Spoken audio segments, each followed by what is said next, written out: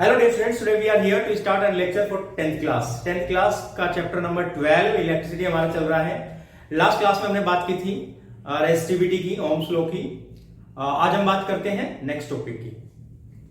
तो स्टूडेंट्स हम बात करते हैं कंडक्टर की। कंडक्टर क्या होता है? कंडक्टर वो सब्सटेंस होते हैं जो कि अपने अंदर से इलेक्ट्रिक करंट को फ्लो करने देते हैं और जिनके अंदर से करंट आसानी से इलेक्ट्रिक करंट, इलेक्ट्रिक चार्ज आसानी से फ्लो कर जाता है, वो सब्सटेंसेस कहलाते हैं हमारे conductor. A substance which allows the passage of electric charge through it easily is called conductor. जैसे कि हमारे मेटल्स, अधिकतर जो मेटल्स होते हैं वो गुड कंडक्टर होते हैं, कॉपर, सिल्वर, एल्यूमिनियम, कुछ एग्जांपल हो जाएंगे कंडक्टर के। बात करें गुड कंडक्टर की, गुड कंडक्टर का रेजिस्टेंस बहुत ही ज्यादा कम होता है, जिसकी वजह से आसानी से करंट, इलेक्ट्रिक चार्ज उसमें से फ्लो कर जाता है। बात करें बैड कंडक्टर की, बैड कंडक्टर का रेजिस्टेंस बहुत ज्यादा हाई होता है, जिसके कारण उसमें से करंट आसानी से पास नहीं कर पाता। यहां पे एक चीज याद रखनी है स्टूडेंट्स आप लोगों को, ये कॉम्पिटिटिव एग्जाम्स में पूछा जा सकता है, ये अक्सर इंपॉर्टेंट हो जाता है कॉम्पिटिटिव एग्जाम्स के लिए कि the resistivity, range of resistivity for good conductors is 10⁻⁻8 ohm metre to 10⁻⁻6 ohm metre. Means जो रेजिस्टिविटी का रेंज होता है गुड कंडक्टर्स के लिए वो होता है 10⁻⁻8 ओम मीटर से लेकर के 10⁻⁻6 ओम मीटर तक। तो ये था हमारा कंडक्टर के बारे में जानकारी। अब रेजिस्टिविटी की बात करें, अगर रेजिस्टिविटी हम बात कर रहे हैं तो टेम्परेचर के बढ़ने के साथ साथ कंडक्टर की रेजिस्टिविटी भी बढ़ती है। ये हमने रेजिस्टिविटी वाले टॉपिक में भी डिस्कस किया था कि resistivity increases with increase in temperature. Next अगर हम बात करें इंसुलेटर की, इंसुलेटर वो सब्सटेंस होते हैं जो अपने अंदर से, जो सब्सटेंस अपने में से करंट को इजीली फ्लो नहीं करने देते। A substance which does not allow electric current to flow through it is called insulator. Means Jin substances में से इलेक्ट्रिक करंट आसानी से फ्लो नहीं कर पाता, जिनसे करंट फ्लो नहीं हो पाता, उन सब्सटेंसेस को हम कहते हैं इंसुलेटर। इसके अंदर हमारा आ जाएगा रबर, प्लास्टिक, ग्लास, इस प्रकार के जो पदार्थ होते हैं वो सभी होते हैं इंसुलेटर्स। हम बात करें अगर इंसुलेटर्स की रेजिस्टिविटी की रेंज की, तो इंसुलेटर की जो रेजिस्टिविटी की रेंज होती है वो होती है 10⁻12 ओम मीटर टू 10⁻17 ओम मीटर। हम बता रहे हैं ये जो वैल्यूज होती हैं कॉम्पिटिटिव एग्जाम्स के लिए बहुत ज्यादा इंपॉर्टेंट हो जाती है। तो इंसुलेटर की जो रेजिस्टिविटी रेंज है वो है 10⁻12 ओम मीटर से लेकर के 10⁻17 ओम मीटर तक। तो ये हो गया हमारा range of resistivity for insulators. हम बात करते हैं इंसुलेटर की रेजिस्टिविटी की टेम्परेचर के साथ कैसे बदलेगी। तो इंसुलेटर की रेजिस्टिविटी भी टेम्परेचर के बढ़ने के साथ बढ़ती है। Resistivity of insulator is increases with increase in temperature. अब हम बात करते हैं कंडक्टिविटी। कंडक्टिविटी क्या है? कंडक्टर्स की वो प्रॉपर्टी जिसकी वजह से वो अपने अंदर से या अपने में से करंट को फ्लो होने देते हैं, उसी को हम कहते हैं कंडक्टिविटी। हिंदी में कहते हैं इसको चालकता। It is a property of a conductor by which it allows the passage of electric charge through it. तो ये हो गया हमारी कंडक्टर की प्रॉपर्टी है जिसकी वजह से करंट उनमें से फ्लो कर जाता है।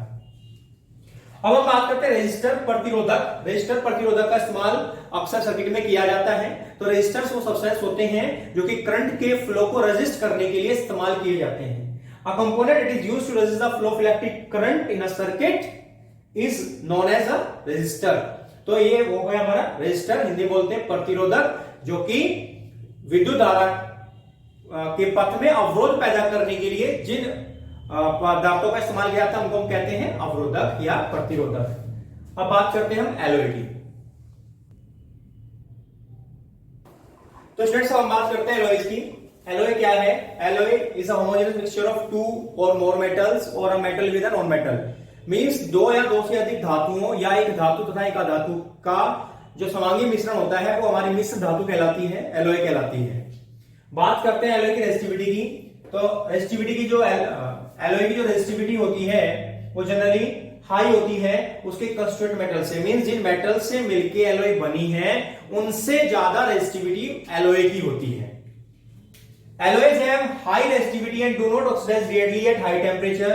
For this reason, they are commonly used in electric heating devices like electric iron, heater, toaster, etc. Alloy की रेजिस्टिविटी हाई होती है और अधिक टेम्परेचर पे वो बर्न नहीं होते हैं, इसलिए उनको हीटिंग एलिमेंट के रूप में या हीटिंग डिवाइसेस में इस्तेमाल किया जाता है, जैसे कि हमारा इलेक्ट्रिक आयरन है, हीटर है या टोस्टर है। यहां पे हम बात करना चाहेंगे टंगस्टन के बारे में। टंगस्टन के बारे में आप पहले भी पढ़े होंगे, जाने होंगे। तो टंगस्टन एक मेटल है जो कि इलेक्ट्रिक बल्ब के फिलामेंट के रूप में इस्तेमाल में लाई जाती है। बात करें नाइक्रोम की, तो नाइक्रोम एक एलॉय है जिसका इस्तेमाल हम हीटिंग एलिमेंट्स में के रूप में हीटर में करते हैं।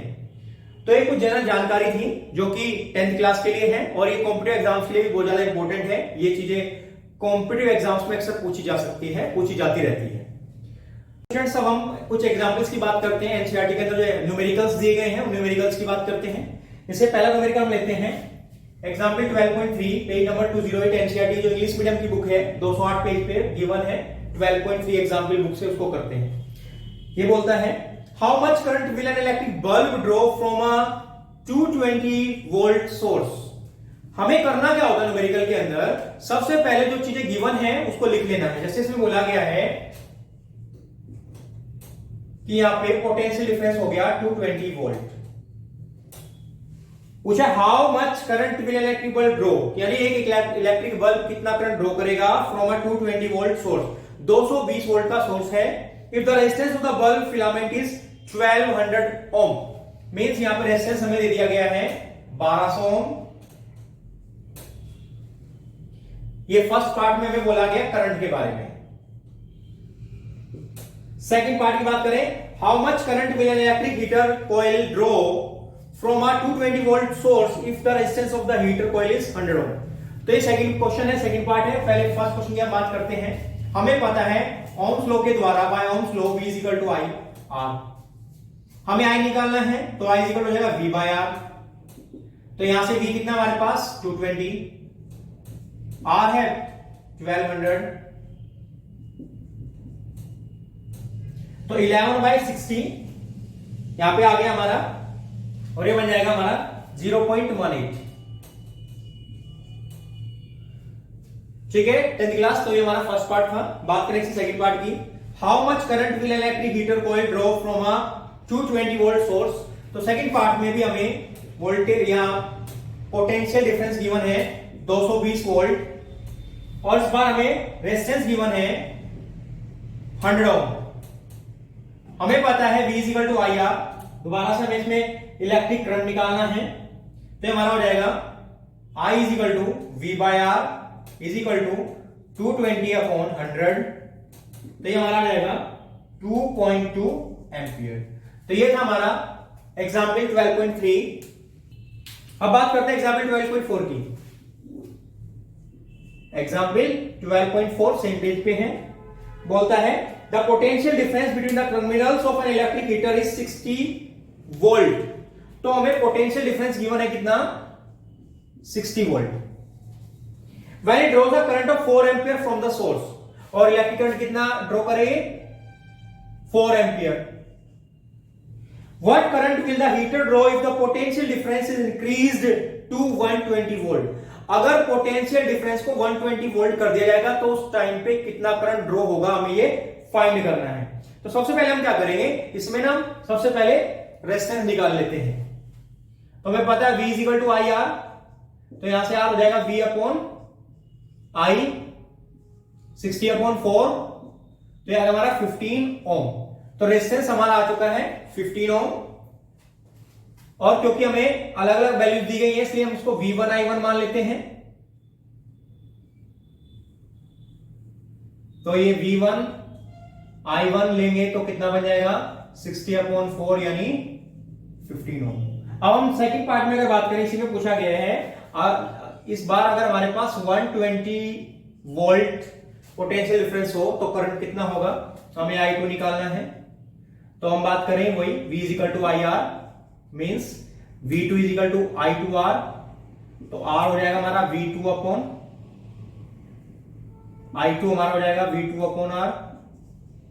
ये 120 है, R हमारा 15 है, तो ये आ गया हमारा 8 एम्पियर। 15 8 जा 120, इसलिए हमारा इस क्वेश्चन का यानी 12.4 एग्जांपल का आंसर आ चुका है 8 एम्पियर। बात करते हैं नेक्स्ट क्वेश्चन की। तो अब हम बात करते हैं एग्जांपल 12.5 की, इसी पेज पे है ये भी। Resistance of metal wire of length 1 metre. तो हमें यहां पे दे दिया length of wire is 1 metre is 26 ohm, resistance दे दिया 26 ohm. at 20 degree Celsius if the diameter of the wire is 0.3 millimetre, diameter of the wire हमें given है 0.3 मिलीमीटर, मींस रेडियस कितनी हो जाएगी 0.3 by 2 मिलीमीटर, और मिलीमीटर को metre में चेंज करने के लिए हमें क्या करना पड़ेगा, हमें करना पड़ेगा 10 की power 10 raised to power minus 3 metre. आगे हम पढ़ते हैं what will be the resistivity of the metal at that temperature, हमें रेसिस्टिविटी इसमें फाइंड करनी है। अब हमें पता है रेसिस्टिविटी का फॉर्मूला होता है R A upon L, rho is equal to R A upon L, ये रेसिस्टिविटी का फॉर्मूला है। आर हमें कितना गिवन है 26, एरिया ऑफ क्रॉस सेक्शन क्या बनेगा पाई आर स्क्वायर,